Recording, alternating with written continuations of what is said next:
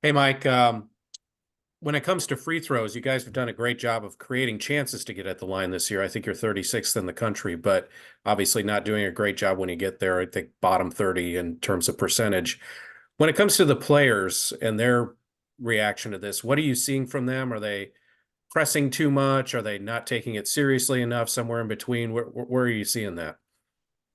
Oh, I think they take it serious. It's because we shoot them every day, all day in practice, from the beginning to the end, in the middle. Um, it's just a mindset, man. I've never seen anything like it in my career. I mean, it's just a mindset that these guys got. Just go up and they're free, man. I mean, when they give you an opportunity to go score a free bucket or a point, 2 points, you got to take advantage of it. And, you know, the fact that we've been able to get to the line, says a lot about, our offense and how we've constructed it, trying to play pretty much inside out based on our personnel and what we have. Um, and we just got to keep working. That's all I can say. I mean, in terms of shooting them and getting these guys comfortable, man, because tomorrow they're going to be in that same position.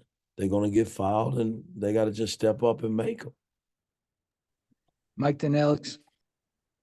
Yeah, Mike, I mean, with the youth you guys have and inexperience in terms of this stretch, losing three or four, two at home, how have you kind of tried to, do you get a sense of their psyche and how they're kind of handling it and kind of trying to help them through it? Just being kind of something they probably haven't experienced before, a lot of these kids.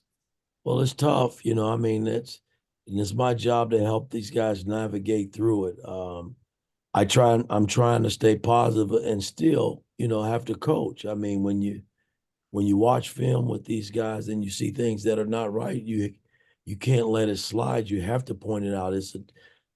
Films is a teaching tool, and you hope that guys that they don't take it personal. You shouldn't take it personal. Hell, it's coaching. All coaches do it. So, um, I mean, I look at our first 5 games. We were 4-1, and the next 10 we were 7-3, and these last 10 we're 3-7. And you figure if you just added 3 more games to that mix, you sitting, at the up at the top, not at the top, but you're above the middle, going towards the top, and you're in a good position. But right now we're not there, so we got 6 games left, and I think we got to win them all. I mean, that's just maybe I'm putting pressure on our guys, but that's the only way I can coach. We got to take it one game at a time and try to win them all.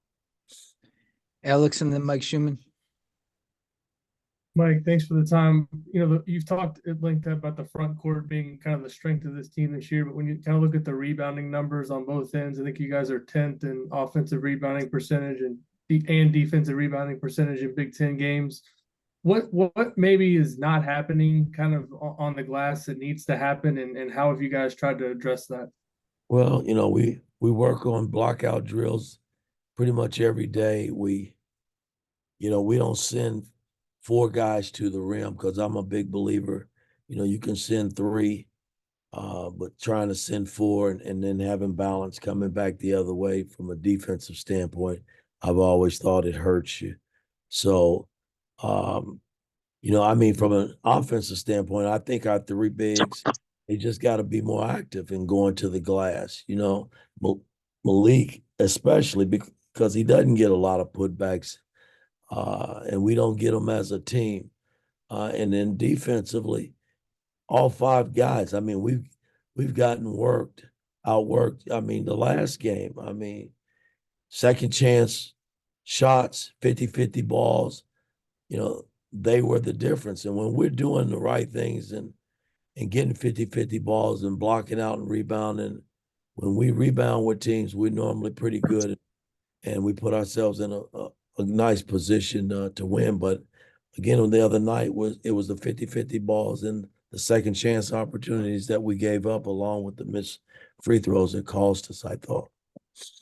Mike, then Mason. Yeah, good morning, Coach. Obviously, you've been around this game a long time, seen a number of different teams. What's your theory on, can a team become a good free throw shooting team, or is that something that if it's important to you as a staff, it's going to have to be emphasized in recruiting? Well, I mean, I look at, McKenzie, he's probably our best free throw shooter. I mean, Gabe is not a bad free throw shooter from there. It's not real good. And it's not like these guys got bad strokes. I mean, Malik's shot is a good shot. The big fella Ware is a good shot. Gallo's shot's not that, it's not tore up. I mean, none of these guys' shots are tore up. So I look at it just from a mental standpoint, man. I mean, you know, you can't be scared to step up there. I mean, it's a part of basketball. It's been that way from the beginning of the time. So, you know, all I can do is keep preaching. If their shots were tore up, then that's different.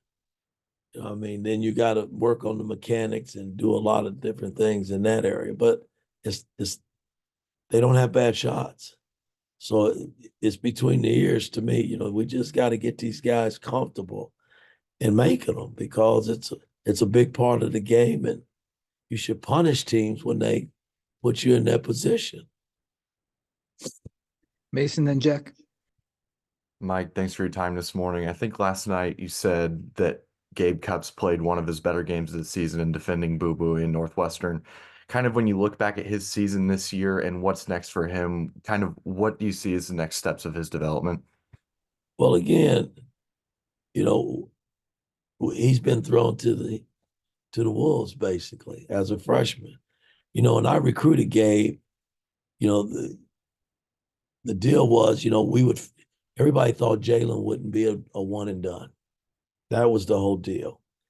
And you had X, and you knew Gabe would come in and probably be a third point guard behind two veteran guys, Jalen being a sophomore now. And, when we knew Jalen was leaving, we desperately tried to find a backup point guard or a starting point guard to go along with Xavier and Gallo. So we explored, we talked to different guys, and guys went to different, went other places based on they thought that was a better fit. So, we basically came into this season hoping like hell that X didn't get hurt, and Gabe would get an opportunity to learn slowly. But that hadn't been the case. He's been thrown right out there, and I think he's had a good freshman season, man. I mean, considering, he hadn't shot the ball very well, but the other night he made 2 threes, and defensively, I think he's been solid from day one. I mean, in trying to deal, especially in the Big Ten, with every team's point guard is pretty damn good. And he's pretty much held his own from a defensive standpoint. I thought the other night against Boo Booey, I mean, he's been one of the hottest point guards in the league, and the whole day, young man, 3 for 14 shooting, and some of the different times down the floor where he was able to keep him in front, which has been a task for a lot of teams. I was really impressed with that. Jack, and then Tom. Mike, you've talked a lot about this season, just the team playing well in spurts, but not being able to, put a full game together. I guess, why do you think that's been the case, and kind of what do you feel like you can do at this point of the season to get them to kind of sustain a full 40-minute game when they've shown that they can play at a high level, in spurts? Well, again, you look at, I think the best game we played to me was the Kansas game. And then we dropped the ball the last 3-4 minutes of that game. So I mean, we've proven we can play at a high level. You just got to keep working, man. I think the reason why we're dropping the ball, a lot of times it's just not used to being there. I mean, the newness of our team. A lot of these guys, my job is to try to put them in the best position possible. And you know, you try to go to guys that you think that can deliver. And, you know, it's a mixture of things, not making shots, not making free throws, critical turnovers at critical times, not getting a key rebound. You know, all of that is just newness, I think. This team the last 2 years didn't do that a lot of times. I mean, we were able to, if we jumped on the team, we were able to sustain it and play it all the way to the end and not play in spurts like we've had to do this season. And I just like to think, as you know, as the years go by and we continue to grow, if we're able to keep everybody together, you won't have that. But you know, we got 6 games left. You know, and it starts tomorrow. I mean, this is a big game for our team, man, in terms of really staying in the hunt and trying to move the other way versus going the other way. Tom, last one. Mike, in 2024 here, you and I both turned 66 years old, and I know how my mindset kind of works, and I'm kind of curious about how yours works. Like, do you think at all in the few little minutes of off time you have as to how much longer you want to do this? Well, again, you know, I came back to try to put this team in the best position possible, and you know, I'm going to continue to do that. I mean, I'm 60, almost 66, but I feel good and I still move around, and I still think well in terms of the game, and I still think I can teach the game. So I don't know. I mean, there are coaches that are coaching into their 70s, and you know, I don't know if that's something I'll do. I don't know. You know, but at this point, I'll take it a day at a time, a year at a time. I'm not going anywhere anytime soon, guys. I'm just not. So I'm going to continue to build this team and try to put this team in the best position possible and see where it leads us.